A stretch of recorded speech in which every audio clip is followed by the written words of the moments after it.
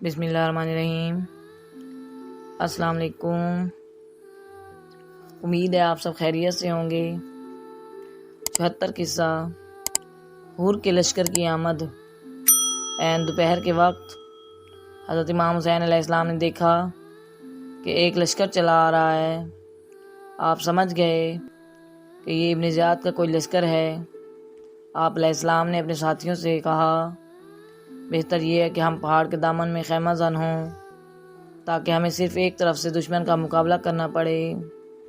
ظہیر بن قیس نے کہا کہ آپ کی رائے بالکل درست ہے۔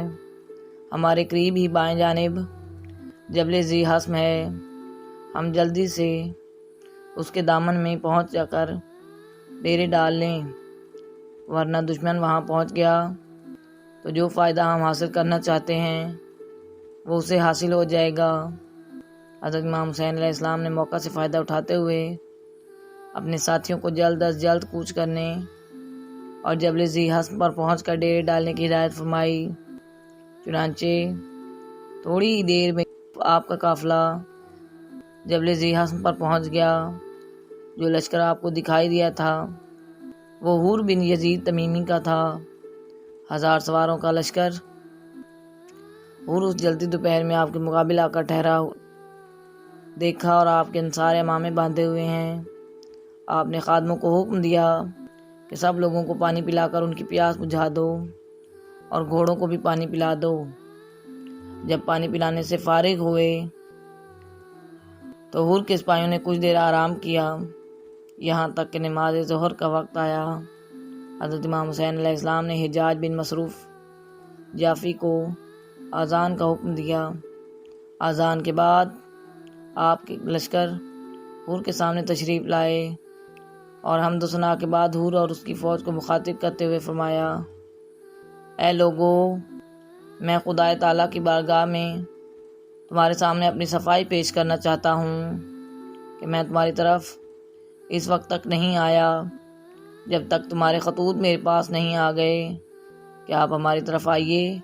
ہمارا کوئی امام نہیں ہے، شاید اللہ تعالیٰ آپ کے ذریعے ہم لوگوں کو ہدایت پر جمع فرما دے۔ اب اگر تم لوگ اپنی بات پر قائم ہو تو میں آ ہی گیا ہوں۔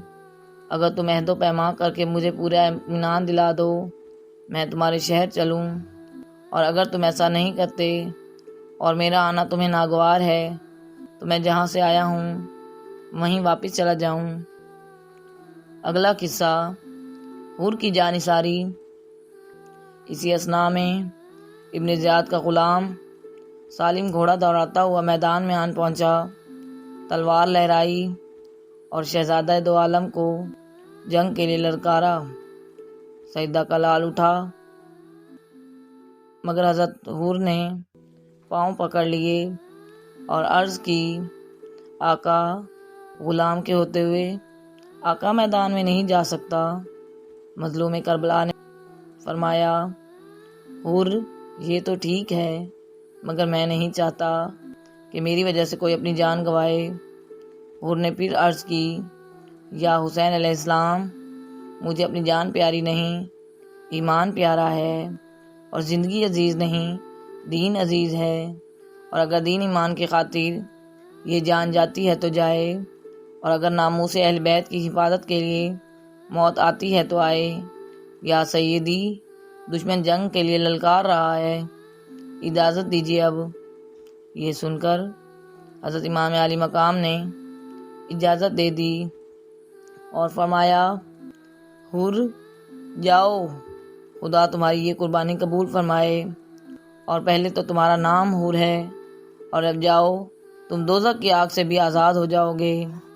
یہ خوشخبری لے کر حور شوق شہادت کے نشے میں جھومتا ہوا آگے نکلا اور عمر بن سعد کو مخاطب کر کے فرمایا، اے دنیا کے ذلیل انسان، اب میں وہ حور نہیں ہوں جو اہل بیت کو گھیر کر یہاں لایا تھا، بلکہ اب میں راہ حق و صداقت میں قربان ہونے والا حور ہوں، دین و ایمان کی خاطر جان دینے والا حور ہوں، اور امام برحق کے قدموں میں جانثار ہونے والا ہوں، اور جہنم کی آگ سے آزاد ہو جانے والا حور ہوں۔ کوفیوں کو مخاطب کر کے کہا، اے بدفطرت کوفیوں، تم نے نواسہ رسول کو اپنا مذہبی پیشوا بنانے کے لیے بلایا اپنے دین کا امام تسلیم کیا، اور جب وہ تمہارے وعدوں پر اعتبار کر کے اور تمہاری قسموں پر یقین کر کے آ گئے تو اب مجبور کرتے ہو وہ ایک فاسق و فاجر کو اپنا مذہبی پیشوا تسلیم کر لیں۔ اب ان کو کہتے ہو کہ وہ ایک بے دین کو اپنا امام بنا لیں، اور اب ان کو تنگ کرتے ہو تو وہ عیاش بدگماش کو حاکم مان لیں، حالانکہ مذہب ان کے گھر کا ہے، دین ان کے گھر کا ہے۔ خبردار، اب بھی وقت ہے، آنکھیں کھولو اور امام حسین علیہ السلام کے چہرے پر حسن مصطفیٰ کے جلوے دیکھو۔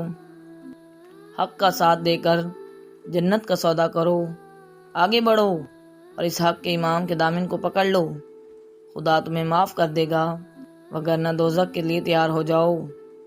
اس حقیقت افروز تقریر نے عمر بن سعد اور کوفیوں کے دل دہلا دیے۔ کسی کو جواب دینے کی ہمت نہ ہوئی، اور جواب دیتے بھی کیا، وہ تو جھوٹے تھے، بے وفا تھے، دغا باز تھے۔ لیکن عمر بن سعد پکارا، ساتھیو دیکھتے کیا ہو، اٹھو اور نمک حرام کا منہ بند کر دو۔ چنانچہ سالم آگے بڑھا اور پھر ایک تیر سرسراتا ہوا حر کے کانوں کے قریب سے گزر گیا۔ حر جوش میں آ گیا اور للکارا، کیوں ابن زیاد کے غلام، میرا اور تیرا کوئی مقابلہ نہیں، تو ابن زیاد کا غلام ہے اور میری ماں نے میرا نام حر آزاد رکھا ہے، اور میں پہلے بھی دنیا کے غم و فکر سے آزاد تھا، اور اب تو فاطمہ کے لال نے مجھے جہنم کی آگ سے بھی آزاد کر دیا ہے۔ تو ابن زیاد کا غلام ہے، عمر بن سعد کا غلام ہے اور یزید کا غلام ہے، اور میں اب محمد کا غلام ہوں، علی کا غلام ہوں اور امام حسین علیہ السلام کا غلام ہوں۔ اور جا عمر بن سعد سے کہہ دے کہ وہ خود مقابلے میں آئے اور میری تلوار کا کاٹ دیکھے۔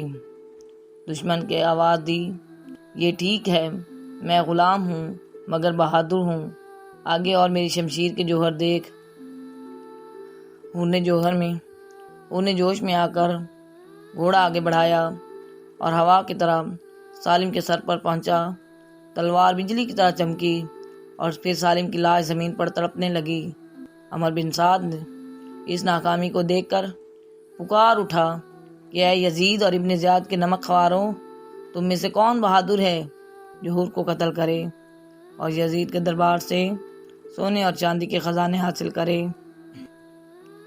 اس لالچ نے حسین بن نمیر کو اندھا کر دیا اور وہ بڑے تکبر اور غرور سے تلوار ہوا میں لہراتا ہوا مقابلے میں آیا، لیکن وہ ابھی سنبھلنے میں بھی نہ پایا تھا کہ حر نے اس کے بھی 2 ٹکڑے کر دیے، اور پھر شوق شہادت میں خود ہی یزیدی لشکر میں گھس گیا کہ کسی طرح عمر بن سعد کو قتل کرے، اس فتنے کو ہمیشہ کے لیے ختم کر دے۔